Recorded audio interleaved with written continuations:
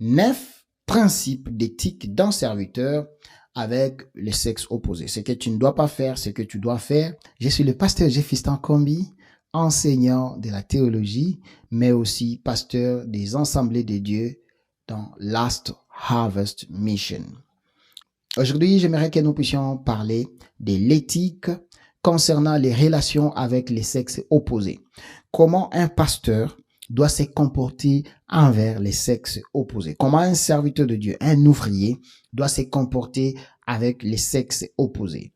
Là, on parle, tu es un pasteur, un homme, et il y a des femmes à tes côtés, des gens qui doivent travailler avec toi, des femmes, des filles, des belles filles que tu gères et qui sont sous ton autorité. Comment est-ce que tu dois les gérer? Comment est-ce que tu dois vivre avec eux? Il y a une portion de la parole de Dieu dans 1 Timothée 5, 1 à 2, qui dit: les jeunes femmes comme des sœurs en toute pureté. Prends des jeunes femmes comme des sœurs en toute pureté. Alors, vous savez, par manque d'éthique dans ces domaines, par manque d'éthique dans la gestion des relations des femmes-hommes dans les ministères, cela peut t'amener dans les tentations, cela peut t'amener dans les accusations, cela peut t'amener dans les scandales. Ceux qui sont tombés, au fait, n'étaient pas moins spirituels que toi. Il y a des hommes qui étaient très spirituels, des généraux dans la parole de Dieu, mais ils sont tombés dans les scandales, ils sont tombés dans les accusations, on les a accusés des viols et de beaucoup de choses, mais aussi il y a des tentations très difficiles à surmonter. Mais souvent, toutes ces choses viennent par manque de respect de l'éthique, par manque de respect de l'éthique. Et aujourd'hui, nous allons parler pour que tu ne puisses pas te retrouver que tu as chuté, ou que tu ne puisses pas te retrouver que tu as perdu le ministère. Vous savez, le ministère pastoral ou le service de Dieu, c'est l'un des services où les moindres choses peuvent faire que tu perds toute ta carrière.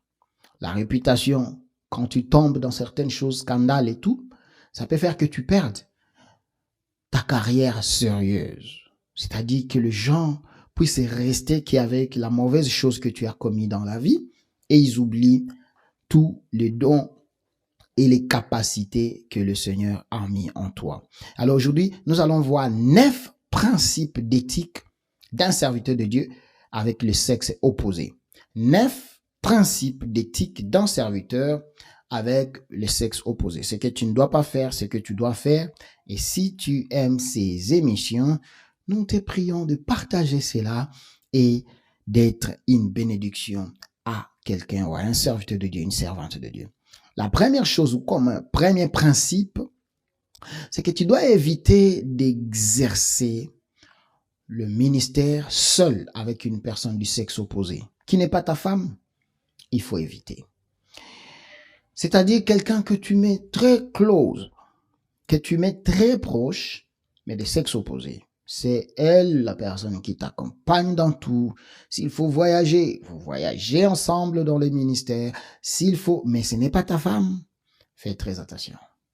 Faites très attention. On sait que tu es spirituel. On sait que tu crains l'Éternel. On sait que tu ne peux pas les faire même. Oui. Mais il faut faire attention. Il faut faire attention parce que il y a les tentations qui sont là. Il y a les tentations qui sont là. Et même si toi, tu peux gagner les tentations, il y a les accusations. Les gens peuvent t'accuser des choses que peut-être même tu ne fais pas. Et bien aimé, même si tu ne le fais pas, mais qu'on t'accuse, ça peut jouer sur ta réputation. Ça peut jouer sur ta personnalité. Ça peut jouer sur ton ministère. Parce qu'ils ont des preuves. Ils ont des preuves des photos. Ils ont des preuves c'est la personne qui t'accompagne partout. Alors, il faut faire très attention quand il faut travailler avec le genre ou une personne de sexe opposé. Très close, très, des rapprochements close. Il faut faire très attention avec cela. Parce que quand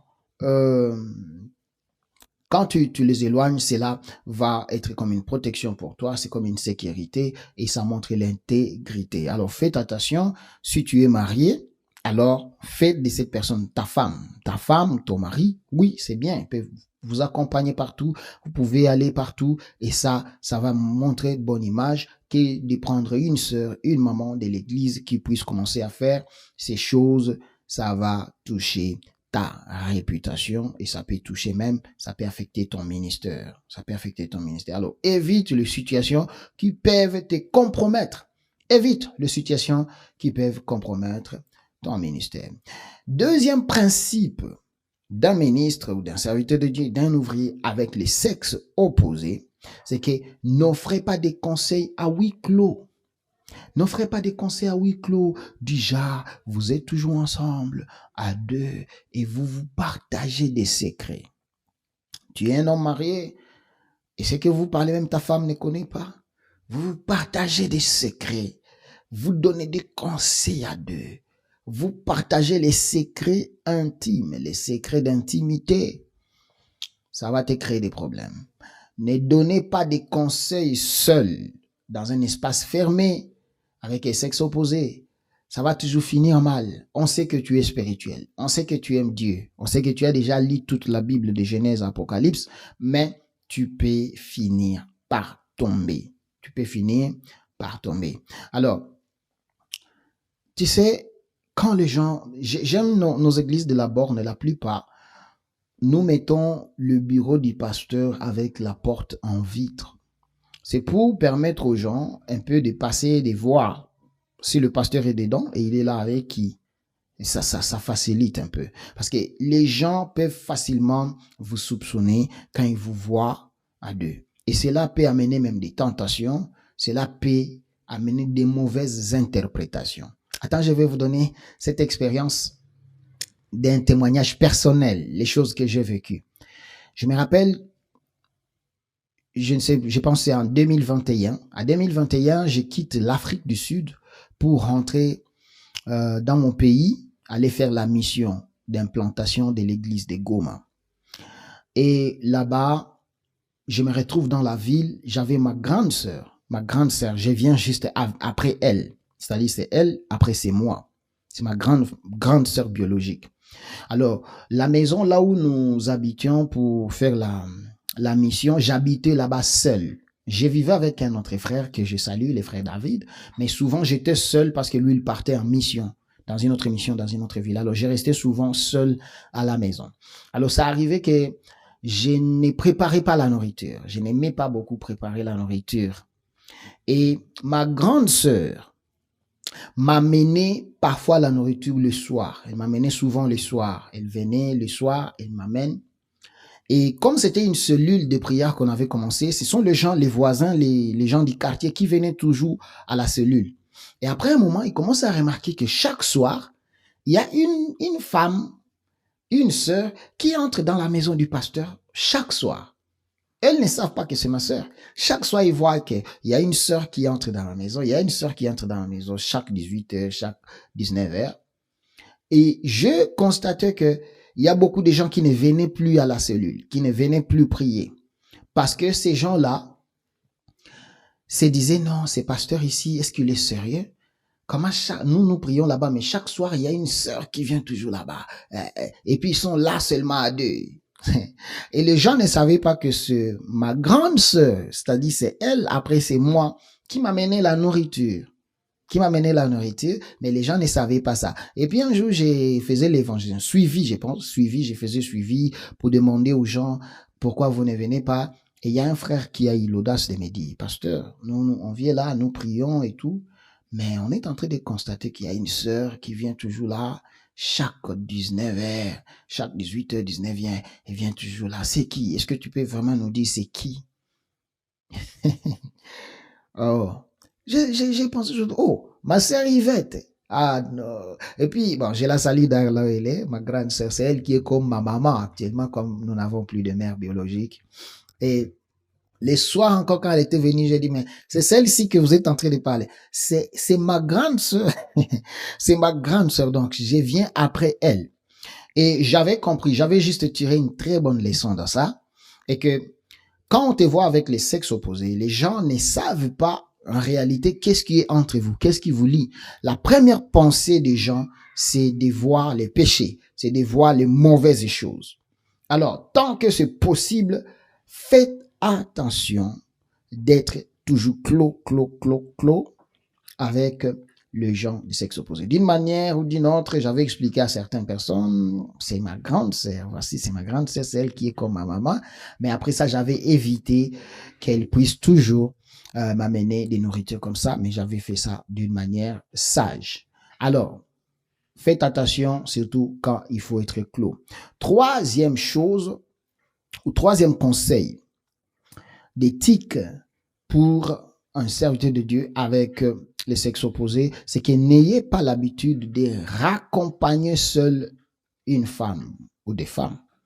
Raccompagner seul, c'est-à-dire tu les accompagnes, que ce soit après culte ou ce soit pour un programme, vous sortez ensemble et vous marchez ensemble avec une sœur. Quand tu es serviteur de Dieu, faites très attention. Si ce n'est pas ta fiancée, si ce n'est pas ta femme, ne sois pas visible toujours publiquement avec une femme, avec une fille.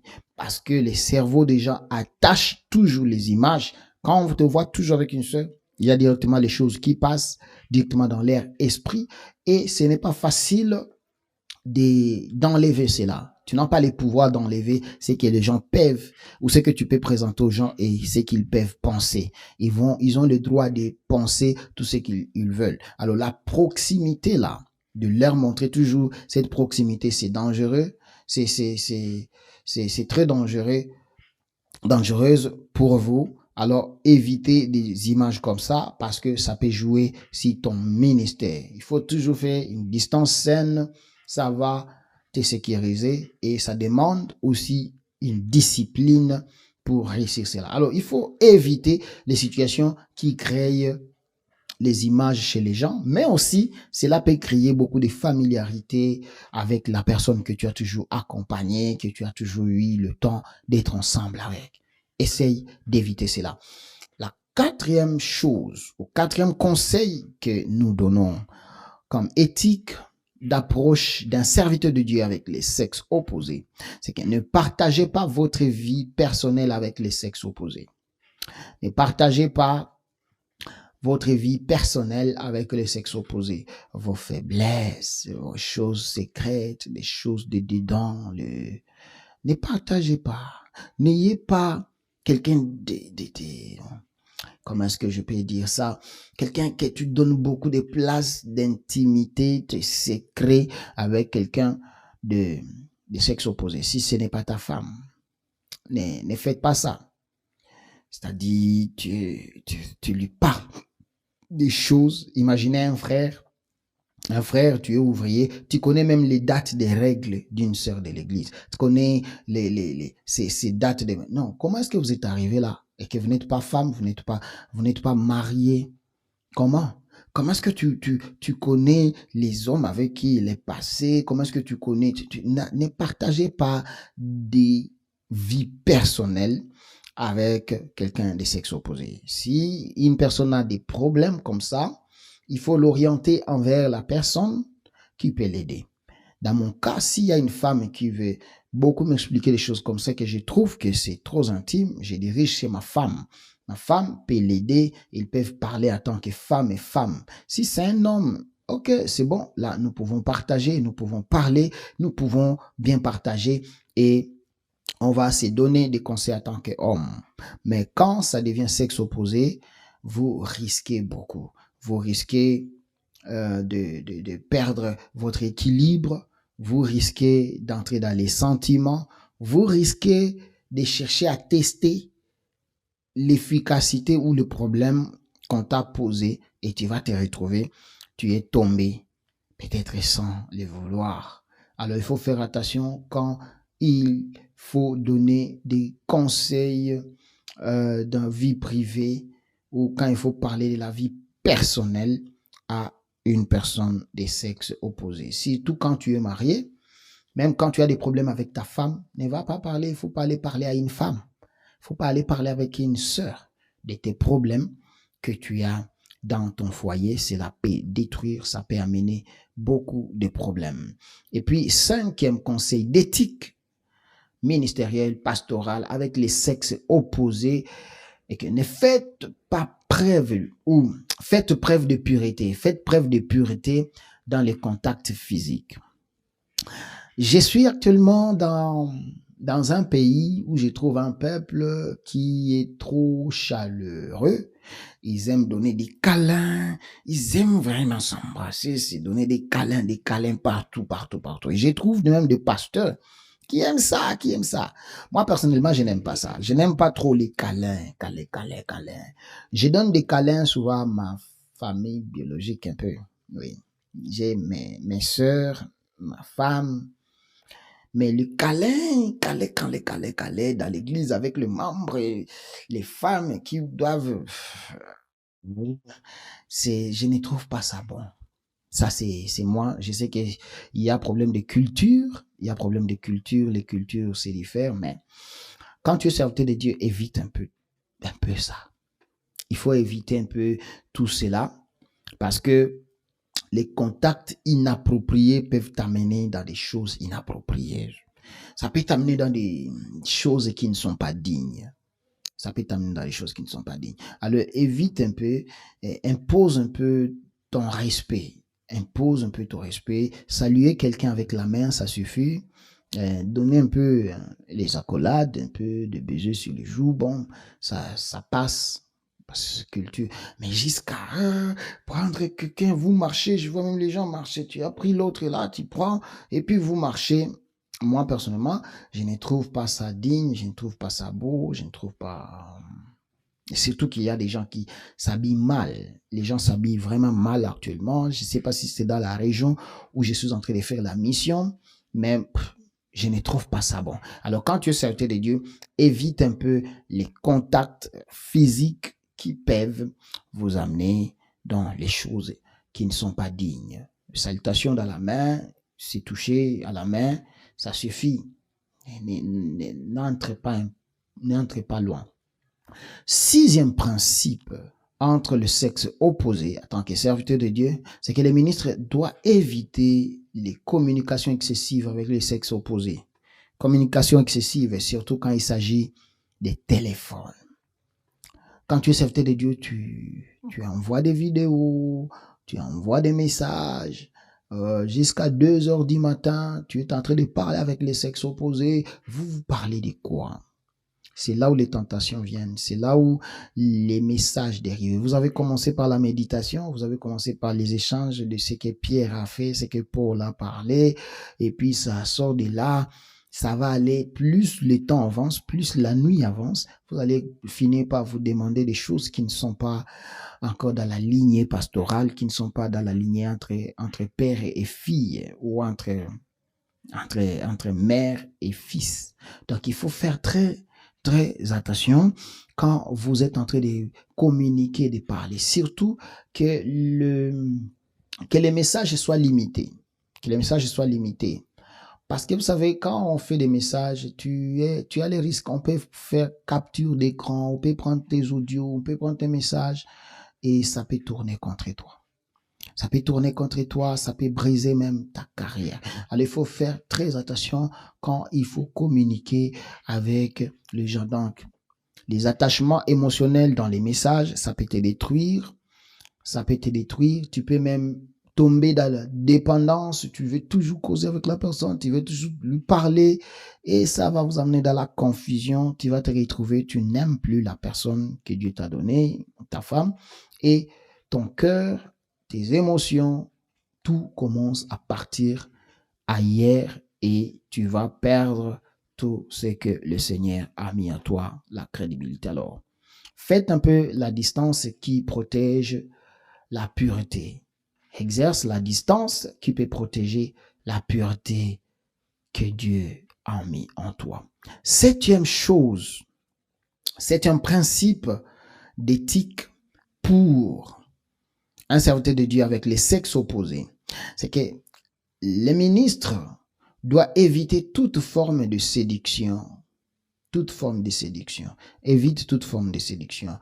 Séduction dans l'habillement, séduction dans les messages, comme on vient de le dire, séduction dans la manière de parler, dans tout ce que tu fais. Évite un peu d'être séduisant.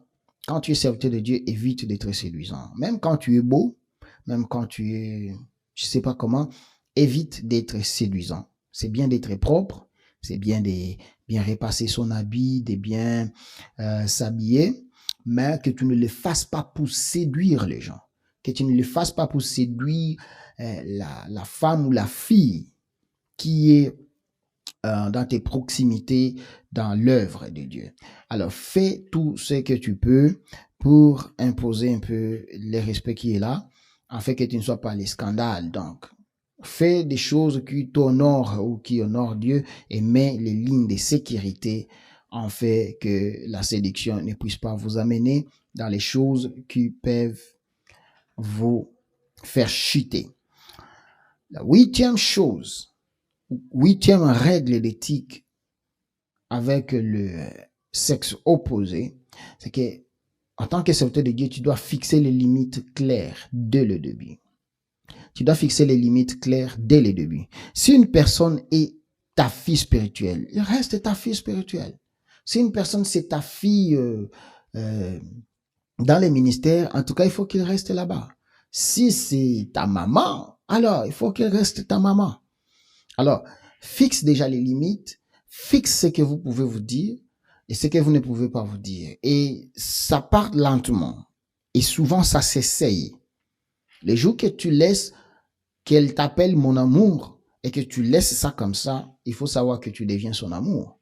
Les jours que tu laisses qu'elle t'appelle bébé et que tu laisses comme ça, sache que tu deviens bébé. Alors, il faut fixer des limites, il faut te lever et dire non à une chose dès que ça veut naître ou dès que ça veut commencer. Sinon, vous allez tomber dans la confusion, vous allez tomber dans les dérives, vous allez tomber dans les abus et ça va nuire à ton ministère. Ça va nuire à ton ministère. Alors, il faut rendre les choses claires dès le début pour sécuriser un peu cette relation en tant que père et fille. Et souvent, moi, j'aime quand c'est père et fille. Autre relation dans les ministères, ça devient un peu compliqué. Si c'est toi le pasteur, en tout cas, reste les pères, laisse que les autres soient tes filles. Même si ils sont âgés, à moins qu'ils soient de ta maman maintenant. Mais quand c'est dans les ministères, mets des limites et que vous ne puissiez pas tomber dans les choses qui peuvent vous détruire. La neuvième chose comme d'éthique le neuvième principe d'éthique avec les sexes opposés, c'est que il faut faire toujours, faites-vous toujours accompagner lors des visites ou des rencontres avec les sexes opposés. Si tu veux aller visiter un sexe opposé, tu veux aller visiter quelqu'un, une femme ou quelqu'un qui n'est pas du même genre que toi, il faut toujours vous faire accompagner. C'est merveilleux quand tu te fais accompagner, quand tu pars avec quelqu'un.